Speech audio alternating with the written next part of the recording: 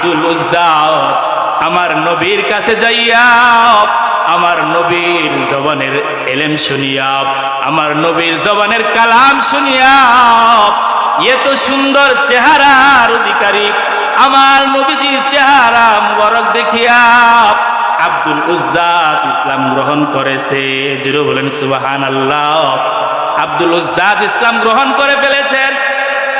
আল্লাহর রাসূল সাল্লাল্লাহু আলাইহি ওয়াসাল্লাম বলেন, হে আব্দুল উজ্জা, আজকে থেকে তোমার নাম উজ্জাত বাদ দিয়া আব্দুল্লাহ আমি মুহাম্মদ রাখছি।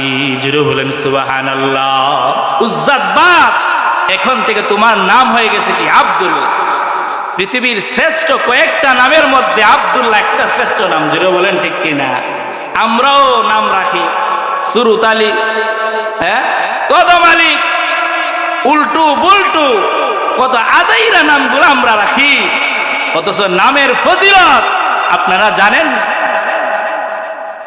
আল্লাহ কাল ময়দানে মহাশরে যখন ডাক দিবেন খাদিজা ও ফাতেমা, আল্লাহ যখন ডাক দিবেন সারা পৃথিবীর যত ফাতেমা হাত উঠাইবে, আল্লাহ ডাক দিছে ফাতেমা বলিয়া। আমার আল্লাহ বলেন, আমি তো তোমাদেরকে ডাক দেই নাই, আমি তো ওই খাদিজারে ডাক দিছি যে ইসলামের জন্য সব ছেড়ে দিয়েছেন। জিরো বলেন ঠিক কিনা? আমি তো আমার বন্ধুর মেয়েকে ফাতেমা, যিনি জান্নাতের সর্দারনি হবে, ওই ফাতেমারে ডাক দিলাম। আমার আল্লাহর কাছে তো ভালো লাগছে সারা পৃথিবীর যত ফাতেমা আছে, যত খাদিজা আছে, যত আম্মাজান আয়েশা আছে, সবাই যখন হাত উড়াইয়া দিবে, আমার আল্লাহ বলেন, যাও হাত যখন উড়াইছো আমি নামের বরকতে তোমাদেরকে মাফ করে দিলাম। সুবহানাল্লাহ বলেন। নামগুলা কি সুন্দর রাখবেন। আব্দুর রহমান বলো, যেটা পুরান নাম, পুরান নাম হইলে কি হবে? পৃথিবীর শ্রেষ্ঠ নাম আব্দুল্লাহ মুহাম্মদ। নিজের ছেলের নাম রাখবেন আব্দুল্লাহ, আব্দুর রহমান, আব্দুল গফফার। জিরো বলেন ঠিক কিনা? আল্লাহর নবী নিজে নাম রাখছে আব্দুল্লাহ। এ যুবক ভাইরা, বাড়িতে গেছে যুবক, আব্দুল্লাহ গেছিল আব্দুল উজ্জা বাড়িতে যাইয়া, বাড়িতে যখন গেলে আব্দুল্লাহর আব্বা আম্মা বলে, তুমি কই যাও? দিনের বেলা সকালবেলা ঘুম থেকে উঠিয়া তুমি কই যাও? বলে, আমি জনাবে মুহাম্মাদুর রাসূলুল্লাহ সাল্লাল্লাহু আলাইহি ওয়াসাল্লামের হাতে হাত রাখিয়া মুসলমান হয়ে গেলাম। সুবহানাল্লাহ। বলে, সাবধান, এই ইসলাম তোমাকে গ্রহণ করতে পারবে না, তুমি ইসলাম মানতে পারবে না। বলেছি তো বলেছি, বিন্দু পরিমাণে কাপড় সঙ্গে নিতে পারবা না, তোমার পরনের কাপড় সহকারে খুলো। জোরে বলেন নাউজুবিল্লাহ। হ্যাঁ, পরনের কাপড়গুলো সব একদম উলঙ্গ বানায় দিলেন। এ যুবক, ইসলাম কত সহজে পাইছো, প্রতি শুক্রবারে গিয়া হাজিরা দাও, আর সাহাবায়ে কেরামের শরীর থেকে কাপড় খুলিয়াও। ইসলাম আমাদের পর্যন্ত পৌঁছে। ভাই আমার, বন্ধুরা আমার, আব্দুল্লাহ ওর মার কাছে যাইয়া বলে, মা, ও মা, জনম দুঃখী মা, মাগো তুমি না আমারে পেটে ধরছো, মা তুমি না আমারে তোমার বুকের দুধ খাওয়াইছো, ও মা 10 মাস 10 দিন তুমি না আমার গর্ভে ধরছো। হুজুর বলেন সুবহানাল্লাহ। মার কাছে দুঃখগুলা বলতেছে, মা আমার চাচা আমাকে উলঙ্গ বানাইয়া দিয়েছে, ইসলাম গ্রহণ করার কারণে মা আমি সর্বহারা হয়ে গেছি, আমার কোনো দুঃখ নাই মা, মা আমার একটা কাপড় দাও, আমার লজ্জায় স্থানটা যেন ডাকতে পারি। আর কোন আবদার না। কি আবদার? শুধুমাত্র একটা কাপড় দাও মা, আমার যেন আমার লজ্জায় স্থানটা ডেকে তোমার বাড়ি চারতে চায়। মাও একটা কাপড় দিলে। প্রচন্ড শীতের রাত্রি ভাই আমার, বন্ধুরা আমার, আল্লাহর নবীর হুজুরের সামনে দাঁড়ায় রয়েছে। লম্বা হয়ে দাঁড়াইতে পারে না, কারণ লজ্জা স্থানের কাপড় সরে যায়। সাহাবী কাজু হইয়া দাঁড়ায়া রয়েছে।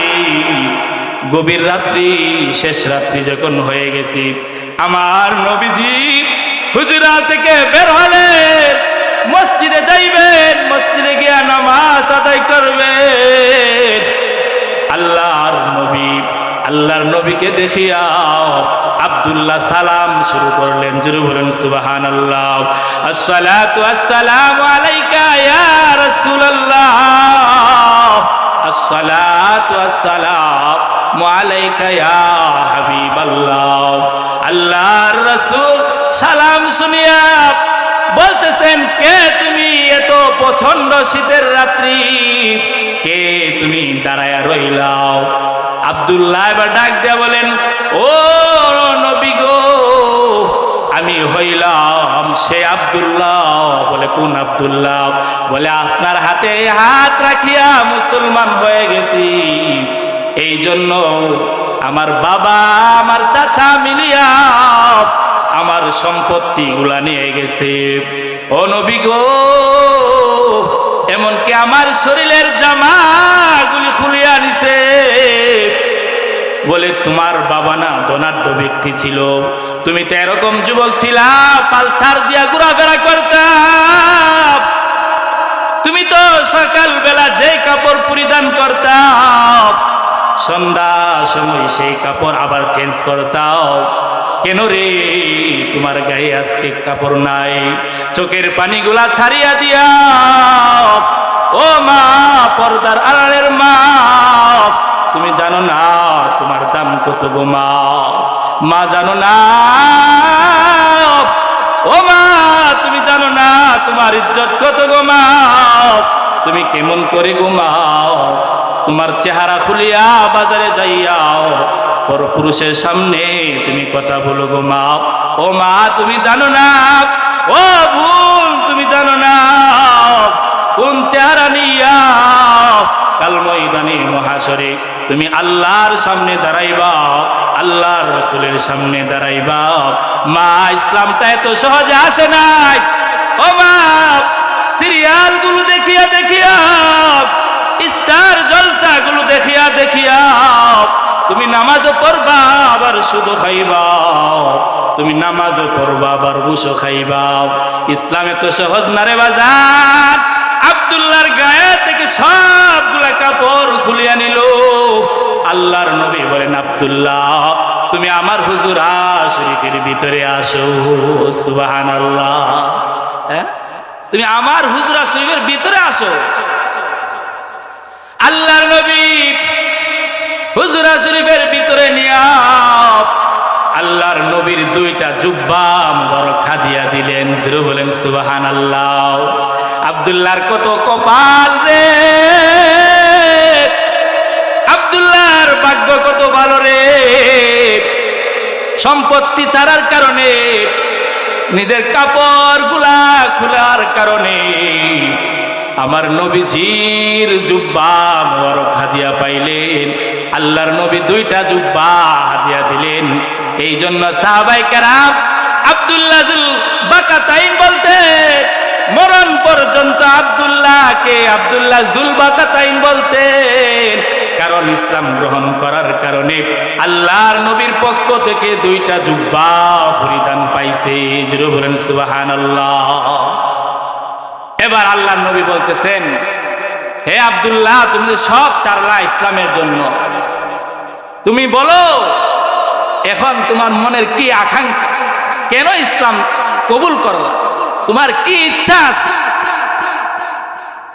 দেখেন ভাই আমার, বন্ধু আমার, ইমান কারে কয়? আব্দুল্লাহ ডাক দিয়া বলেন, নবী গো, আমার কোনো ইচ্ছা নাই, আমার বাবার সম্পত্তির অভাব নাই। আমি আপনার জবান থেকে শুনেছি যে বান্দা বান্দিরা ইসলামের পথে যুদ্ধ করতে যাইয়া শহীদ হয়ে যায়, যে বান্দা বান্দি আল্লাহর রাস্তায় যাইয়া শহীদ হই, কাল ময়দানে মহাশরে তারা নাকি বিনা হিসেবে জান্নাতে চলিয়া যাইবে। ও রাসূল, আমার একটা ইচ্ছা, আপনার জবান থেকে শুনেছি যারা আল্লাহর রাস্তায় শহীদ হয়ে যায় তাদেরকে দুইটা ডানা লাগায়া দেওয়া হবে, এই জান্নাত থেকে ওই জান্নাতে চলে যাবে। আল্লাহর রাসূল গো, একটা আবদার আমার, আপনি দোয়া করেন আল্লাহ যেন আমারে জিহাদের রাস্তায় কবুল করে নেয়। সুবহানাল্লাহ। চিন্তা করছেন তাদের ঈমান কত পাওয়ারফুল। আল্লাহর জন্য আল্লাহর রাসূল দিয়া দোয়া করাইতেছে, আপনি দোয়া করেন রাসূল আমার মরণটা যেন ইসলামের জন্য হয়ে যায়। জোরে বলেন সুবহানাল্লাহ। ভাইরা আমার, বন্ধুরা আমার, তাবুকের যুদ্ধ শুরু হয়ে গেল। যুদ্ধের ময়দানে আব্দুল্লাহ শহীদ হয় নাই, কিন্তু যুদ্ধ যখন শেষ হয়ে গেল, যুদ্ধ যখন পরিসমাপ্ত হয়ে গেল, বাড়িতে ফেরার পথে আব্দুল্লাহ রাস্তার ভিতরে অসুস্থ হয়ে গেল। প্রচন্ড জ্বর তার শরীরে আসলো। সঙ্গে সঙ্গে আব্দুল্লাহ এই দুনিয়া থেকে না ফেরার দেশে চলে গেলেন, মারা গেলেন। আল্লাহর নবী এলান দিতে শুরু করলেন, হে সাহাবায়ে কেরাম রে, যে বান্দা বান্দি ইসলামের জন্য জিহাদ করে যারা মারা যায়, আল্লাহর রাস্তায় যাইয়া যারা মারা যায়, যারা দাওয়াতুল তাবলীগ করতে যাইয়া মার খায়, যারা মসজিদের ভিতরে পইরা মারা যায়, আল্লাহর রাসূল বলেন তাদেরকে কাল হাসরের ময়দানে শাহাদার মর্যাদা দেওয়া হবে। জোরে বলেন ঠিক কিনা? ভাই আমার, বন্ধুরা আমার, এবার আল্লাহর নবী এলান দিলেন, হে সাহাবীরা রে, আমার আব্দুল্লাহর গোসলের ব্যবস্থা তোমরা করো, আব্দুল্লাহর কাফন আমার নবী পরামু। জোরে বলেন সুবহানাল্লাহ। আব্দুল্লাহর জানাজাটা আমি নবী পরাইমু। হে সাহাবীরা রে, আব্দুল্লাহর কবরে তোমরা কেউ নামবা না, আমি স্বয়ং নবী তার কবরে নামবো। সুবহানাল্লাহ বলেন, সুবহানাল্লাহ বলেন। আল্লাহর নবী যদি কবরে নামে, এই কবরের মধ্যে কি আযাব হবে? আল্লাহর নবীর জুব্বা যেই মানুষটার গায়ে লাগলো, আল্লাহর নবী যেই মানুষটারে কাফন পরাইলো, এই মানুষটার ভাগ্য কত বালারি। আল্লাহর নবী নয়, আল্লাহর নবী স্বয়ং কবরে নামিয়া গেলে আল্লাহর নবী সাহাবাদেরকে বলতেছেন, সাহাবীরা রে, আমার আব্দুল্লাহ রে আমার হাতে দে। সুবহানাল্লাহ বলেন। আল্লাহর নবী ডাক দিয়া বলেন, আল্লাহ, ও আমার আল্লাহ, আল্লাহ গো, এই আব্দুল্লাহ ইসলামের জন্য সর্বহারা হইয়া গেছে, তার শরীর থেকে কাপড়গুলা টানিয়া টানিয়া খুলছে, এরপরেও একটা সেকেন্ডের জন্য ইসলাম ছাড়ে নাই। আল্লাহ, আমি আব্দুল্লাহর প্রতি সন্তুষ্ট। জোরে বলেন সুবহানাল্লাহ। আমি আব্দুল্লাহর প্রতি সন্তুষ্ট।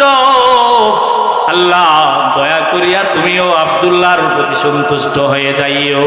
সুবহানাল্লাহ। এই কথা শুনিয়া সাহাবায়ে কেরাম কাঁদতে শুরু করলেন। বিশেষ করিয়া সাদ ইবনে আবি ওয়াক্কাস রাদিয়াল্লাহু তাআলা আনহু মাটির মধ্যে পড়ে গেলেন আর ডাকতে শুরু করলেন, আব্দুল্লাহ, হে আব্দুল্লাহ, তোর ভাগ্য কত ভালো রে, আমার নবীজি তোরে কাফন পরাইছে রে আব্দুল্লাহ। আব্দুল্লাহ রে, হে আব্দুল্লাহ, তোর কপাল, তোর ভাগ্য কত ভালো রে। আল্লাহ নবীজি কবরের মাঝে নাইমা গেছে, আব্দুল্লাহ এই লাশটা যদি তোর না হইয়া আমার হইতো, আমার ভাগ্য 1000 গুণ ভালো ছিল রে। আব্দুল্লাহ